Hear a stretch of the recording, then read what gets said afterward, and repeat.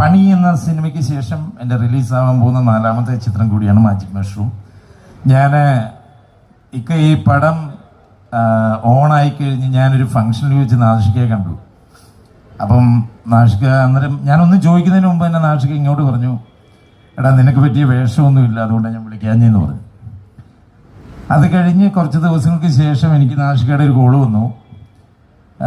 ഇതിൻ്റെ DOP സുജിത് വാസുദേവും നാഷികയുടെ ഇരുന്നപ്പോഴാണ് എന്നെ വിളിക്കുന്നത്. എടാ ഇതിനകത്തൊരു ക്യാരക്ടറുണ്ട്, നീ അത് ചെയ്യുമോ എന്ന് എനിക്കറിയില്ല. ഞാൻ ചോദിച്ചു എന്തായിക്കാ വേഷം? അപ്പം എന്നോട് പറഞ്ഞു നായികയുടെ അപ്പനാണ്, ഒരു ഇമോഷണൽ ക്യാരക്ടറാണ്, കുറച്ച് കലിപ്പൊക്കെ വേണം എന്ന് പറഞ്ഞു. ഞാൻ പറഞ്ഞു എനിക്കൊരു പ്രശ്നമില്ല, ഞാൻ ചെയ്യാം. അങ്ങനെയാണ് ഞാൻ ഈ പ്രൊജക്റ്റിൽ ചെയ്യാന്ന് പറഞ്ഞപ്പം നായകന്റെ അപ്പൻ ജാഫ്രിഡിക്കുക എന്ന് പറഞ്ഞപ്പം നീ എന്നാ പറഞ്ഞേ? വേണ്ടായിരുന്നു നോക്കായിരുന്നു. അതോ അല്ല കേട്ടോ, ഒരു പക്ഷേ എന്നെ സംബന്ധിച്ച് ഈ സിനിമ ഒരുപാട് സൗഹൃദ വലയമാണ് എനിക്ക് ഈ സിനിമ.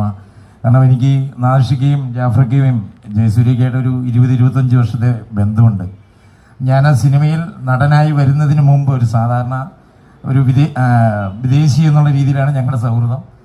അതിനുശേഷം എനിക്ക് ഇക്കയുടെ കൂടെ ഇക്കയുടെ ആക്ഷൻ കട്ടിൽ അദ്ദേഹത്തിൻ്റെ ഫ്രണ്ടിൽ വന്ന് അഭിനയിക്കാനൊരു ചാൻസ് കിട്ടിയതിന് ഞാൻ ഒരുപാട് നന്ദി പറയുന്നു. Ashraf Kha, thank you. അഷ്റഫ് ഖായെ സംബന്ധിച്ചിടത്തോളം ഈ പ്രൊജക്റ്റ് ഒരു ഗംഭീര പ്രൊജക്റ്റായി മാറട്ടെ എന്ന് ഞാൻ ആശംസിക്കുകയാണ്. കാരണം ഒരുപാട് സിനിമകൾ ചെയ്തു, പക്ഷേ ഒരു അല്ലലുമില്ലാതെ യാതൊരുവിധ പ്രശ്നങ്ങളും കൂടാതെ ഈ സിനിമ അദ്ദേഹം അതിഗംഭീരമായി തീർത്തു. Thank you Kha. അതുപോലെ ഇതിൻ്റെ DOP, ഇതിൻ്റെ എൻ്റെ ടീം, നായിക അക്ഷയ, ഒരുപാട് പേരുടെ പേര് പറയാണ്ട് നല്ലൊരു ഗംഭീര സിനിമയായി മാറട്ടെ. Thank you.